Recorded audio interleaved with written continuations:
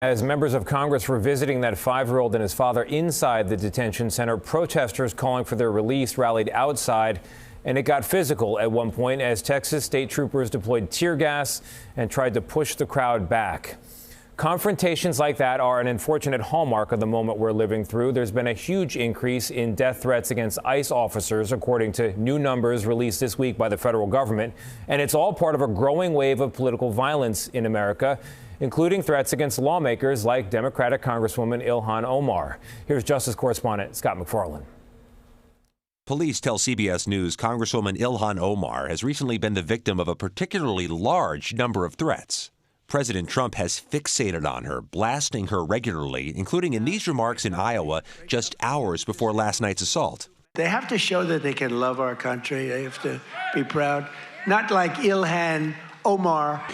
Trump later claimed, without evidence, that Omar staged it, the conspiracy theory Trump's supporters have since latched onto. Michael Sullivan is U.S. Capitol Police Chief. We are confident this actually was a criminal act, because there's a lot of conspiracy theories about this being staged.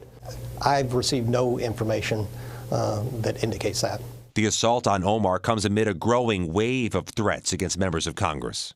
I don't care who does the attacking or the disrupting. That's wrong, and it's also illegal. The U.S. Capitol Police launched nearly 15,000 threat investigations last year, 5,000 more than the year before, including just days ago when Florida Democrat Maxwell Frost says he was punched in the face while at an event in Utah. And former Georgia Republican Congresswoman Marjorie Taylor Greene, the subject of scorn from Trump, says she received a death threat on the day she resigned. To what do you attribute that sharp an increase? Tempo and pace of events that evoke strong emotion. I don't know that I've seen anything like it in my 30 years in law enforcement. And Scott, I understand you're following some additional breaking news tonight out of Georgia. The FBI searching the Fulton County election office. What do we know about that?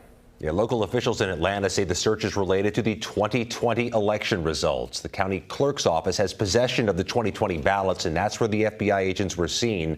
Tony, President Trump continues to make baseless claims about winning Georgia in 2020. All right, thank you very much.